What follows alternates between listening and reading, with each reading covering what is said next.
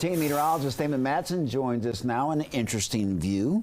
I mean, if it wasn't for the impacts from it, Mark, it's a beautiful view out there right now. I mean, but it is about the impact. I know, 100%. If we could just be at home watching this, no problem. But we can't. Real world, we got to get out there. Real world, exactly. So we're here to help you folks. And of course, the snow has wrapped up, but now we're waiting for the next storm that's going to roll in. Not snow this time, but still impactful. Let's talk here as we go forward. Now, real quick, just recapping again these snowfall totals. If you were off to the south of the D.C. metro area, across the southern half of the DMV, that swath of purple you see there, that's where the higher totals were found. 6 to 9 inches. The heaviest snowfall came down right along that I-95 corridor back towards central Virginia and across southern Maryland. We usually don't see that with snowstorms, but this go around, that was the case. And we had that middle ground around 6 inches near the D.C. metro, and here in the light blue to the north, lesser amounts, just 2, 3, 4 inches once you made it up to the Pennsylvania, Maryland line. So that's how things played out with this last storm. Now, check this out. While we're not exactly going to be seeing snowfall, we are still expecting some wintry weather as we have more alerts in place out there today. Winter weather advisories are up across western Maryland, parts of West Virginia, and along that I-81 corridor there in the light purple. This dark shade of purple, that's an ice storm warning for the Blue Ridge Mountains, as yes, we're expecting an icy mixture out across some of our western zones later today into the night. Notice no alerts though into D.C., the I-95 corridor.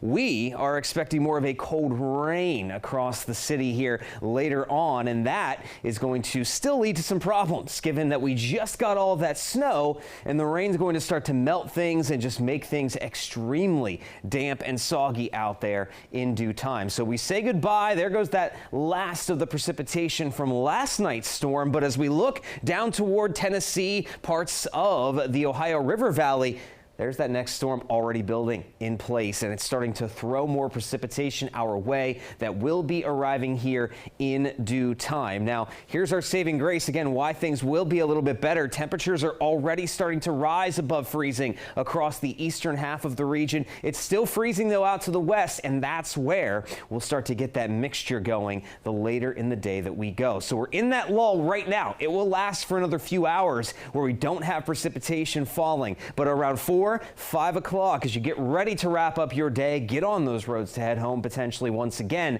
that's when this precipitation rolls in. But check it out. We have just green shaping up across the eastern half of the region, D.C., that I-95 corridor. But look at this solid wave of pink off to the west. That is that sleet, freezing rain combination that could lead to some very treacherous travel conditions. All the slush from the recent snowfall will be on the roadways. We'll add ice on top of that and perhaps even melt some of that snow with the ice coming down. So it's just going to turn into an ice rink in some parts of the region to the west as we head through the afternoon into the evening. There's that wave of rain building in and making things soggy off to the east. Now, the good news is that that ice to the west will also start to switch over to rainfall once we get later in the night past 9-10 p.m. We don't see any more pink on the map. It's just going to flip right over to green. And as we head into the day on Thursday, that's all we're expecting is just some steady rainfall in the early part of the morning before things start to dry out rapidly. Thankfully,